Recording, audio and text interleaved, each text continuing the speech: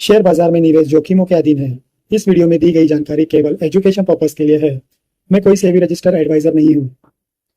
निवेश से पहले अपने वित्तीय सलाहकार से सलाह जरूर लें या अपनी रिसर्च खुद करें। इस एनालिसिस में चलते हैं और फंडामेंटल स्टॉक एनालिसिस की इस दिलचस्प दुनिया को थोड़ा और करीब से देखते हैं। आज ना हम एक real world financial mystery solve करने वाले हैं, और सच कहूं तो जब ऐसी नंबर्स की पहेलियां हमारे सामने आती हैं तो उन्हें इस तरह डीप डाइव करके समझने का मजा ही कुछ और है।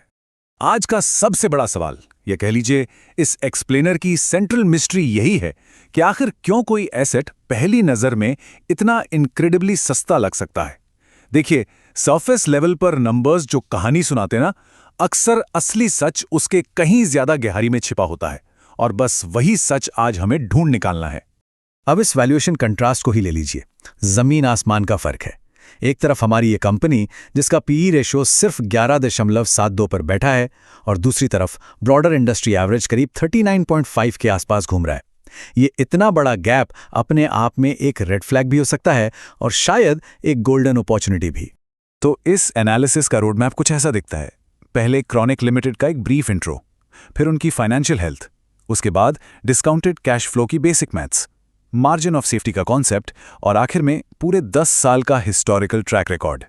आइए शुरू करते हैं सेक्शन 1 से, chronic limited, the surface level mystery. अगर इन बेसिक स्टैट्स पर थोड़ी सी रोशनी डालें तो क्लियर हो जाता है कि ये एक छोटी यानी स्मॉल कैप एंटिटी है जिसका मार्केट कैप करीब 100 करोड़ रुपए है। लेकिन जो बात सब ज्यादा अट्रैक्ट करती है वो है इनकी स्ट्रॉन्ग प्रोमोटर होल्डिंग, लगभग 67%, और प्लेज शेयर्स वो भी सिर्फ 3.66%। मतलब लो प्लेज रिस्क है, जो कि सरफेस पर काफी सेफ और सिक्योर लग रहा है। आगे बढ़ते हैं सेक्शन 2 की तरफ, the financial health check, peeling back the financials. उनके FY26 डेटा का बिल्कुल इम्पार्शियल इवैल्यूएशन करें तो हाल ही के नंबर सच में काफी सॉलिड लगते हैं।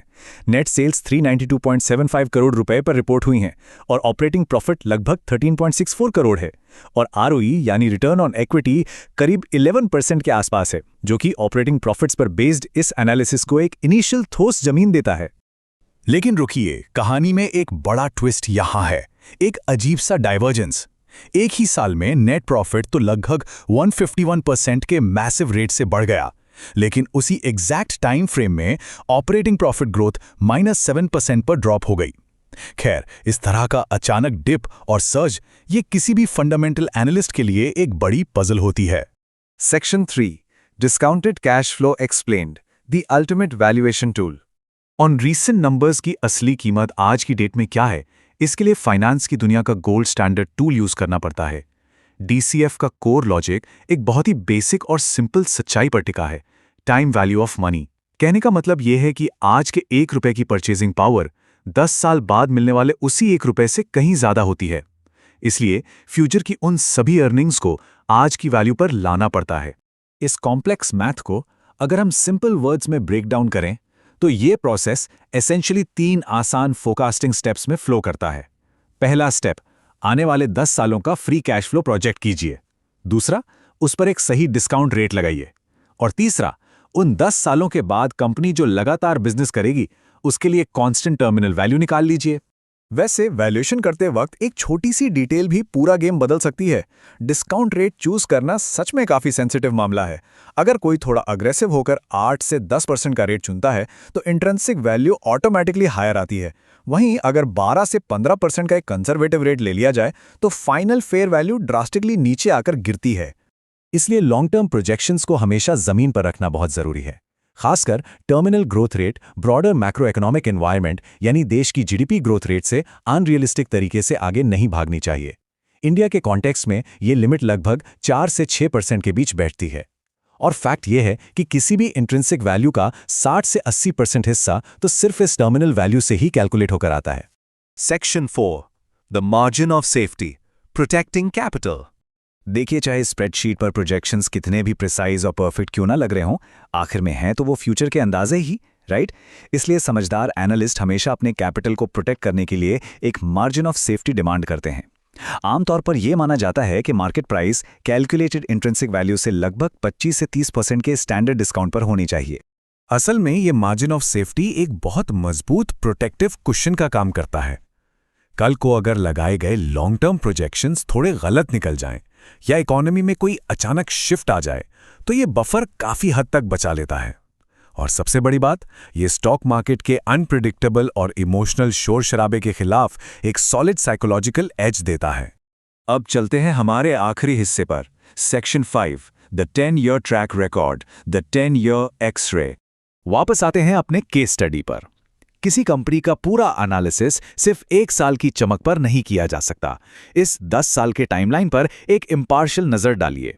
ये एकदम क्लियर कर देता है कि हिस्टोरिकल वॉलेटिलिटी कितनी ज्यादा रही है। मार्च 2018 हो या 21 या फिर 2024, इस रीसेंट अपस्विंग से पहले लगातार कई सालों तक अर्निंग्स नेगेटिव में भी रही हैं। अब इन दोनों फैक्ट्स को आमने सामने रखकर सोचिए। एक तरफ पिछले साल की फिनोमिनल 527.8% एडजस्टेड ईपीएस ग्रोथ है और दूसरी तरफ एक पूरी 10 साल की रॉकी हिस्ट्री खड़ी है जहां रिटर्न ऑन कैपिटल एम्प्लॉयड काफ़ी लो रहा है और जिसे किसी भी तरह से एक स्ट्रॉन्ग या स्टेबल ट्रैक रिकॉर्ड नहीं कहा जा सकता।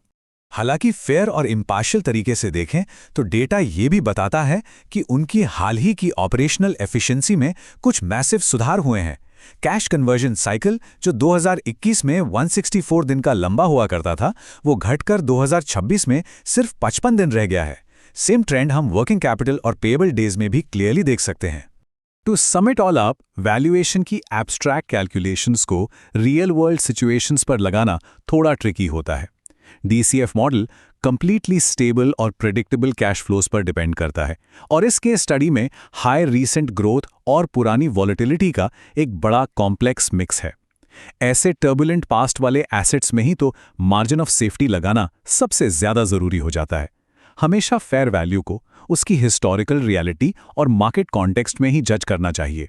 तो इस एक्सप्लेनेर को यहाँ रैप अप करते हुए एक आखिरी मगर बहुत ही इंपॉर्टेंट सवाल यहाँ छूट जाता है जिसमें थोड़ा दिमाग लगाना जरूरी है। क्या हाल ही में आया एक जबरदस्त उछाल पिछले एक पूरे दशक की कमजोरियों और इनकंसिस्टेंसीज को ढकने के लिए काफी है? क्या 1 साल की कहानी 10 साल के सच को बदल सकती है? इस बारे में जरूर सोचिए, क्योंकि डेटा तो हमने आपके सामने रख दिया, लेकिन फाइनल क्लैरिटी और एनालिसिस का सफर अभी बाकी है। ये था आज का डिटेल एनालिसिस। अगर आपको वीडियो पसंद आती है तो हमारे चैनल को अभी सब्सक्राइब करके लाइक बटन दबाना ना भूलें। अगला एनालिसिस आपको किस स्टॉक पर चाहिए हमें कमेंट बॉक्स में जरूर बताएं।